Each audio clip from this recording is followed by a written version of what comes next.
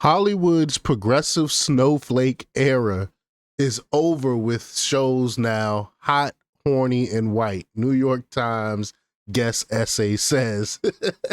This guest essay is hilarious because it's from a progressive point of view, but it's funny nonetheless to see that they're now knowing that people no longer care for this woke program and nobody is looking to be lectured to when they want to watch a movie. You know, people are fed up and tired of it, and Hollywood is finally getting the message. And it's funny hearing their perspective about all this. So we're gonna go over it.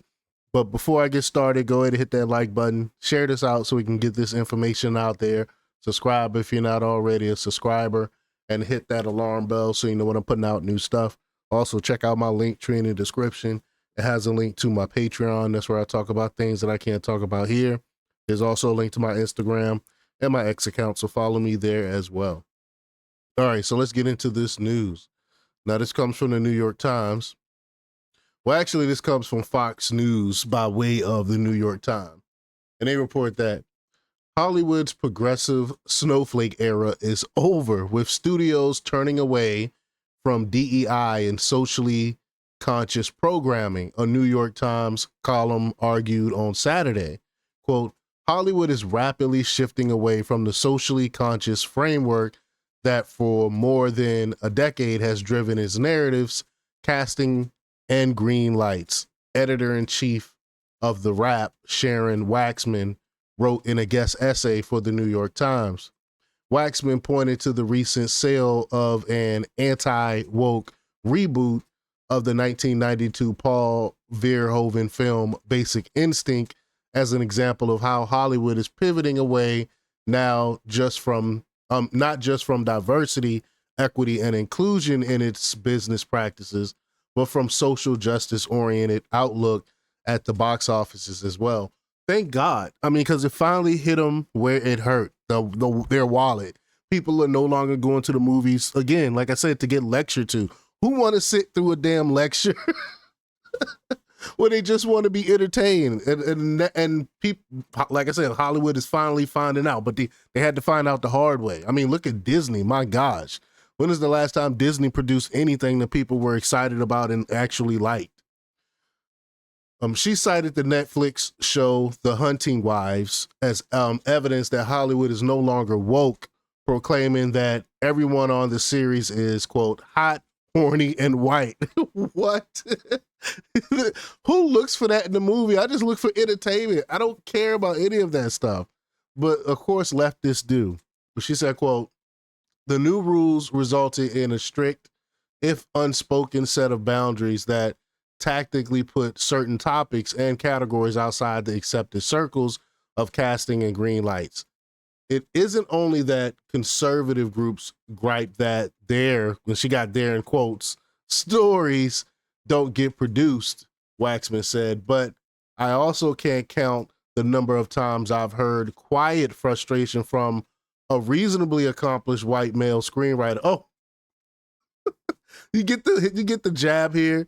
She says that it isn't just the conservatives, you know, because conservatives, not just them, but we got reasonable people here she's basically painting conservatives as not reasonable. But anyway, she said, I've heard quiet frustration from a reasonably accomplished white male screenwriter who felt cast out by the top talent agencies. In the process of recentering Hollywood, some people suddenly felt shunted to the side, which was what was happening. They had to check off a box because think about it. You had to check off box to get like all these awards and stuff now. You know, you got to be a certain part of a certain group and all these other things just to be accepted for certain awards. So of course Hollywood going to kind of tailor to that to try to win those accolades, which is just ridiculous. Just to check off boxes. It's nuts. Waxman said Hollywood's shift had been a long time coming, predating President Donald Trump's return to office. However, with the president's return to the White House, the trend has accelerated. His administration fight against DEI has contributed to Hollywood studios abandoning the controversial policies. Quote, at the talent agencies where Hollywood's hustlers are outselling scripts and projects, no longer are queer writers of color, for example, so much in demand. They make a small percentage of the population, of course. I mean, it's not that we don't want to hear their stories. It's just it was so saturated in everything, and it doesn't. And people can't really relate to that because only a small portion of the populace is that group. But no longer are preferred pronouns expected on your email signature, Waxman said. And I never subscribed to that. I've never had any pronouns or anything. You can't tell who I am, that's on you. You know what I'm saying? Like that whole pronoun stuff was just ridiculous to me. But it's funny to see Hollywood finally starting to listen to the people and try to put some decent movies back out there like we used to enjoy. But y'all let me know what y'all think about all this. Leave y'all comments down below. Like, share, and subscribe, and check out jjthepsychotherapist.com for the latest in news. Until next time, peace.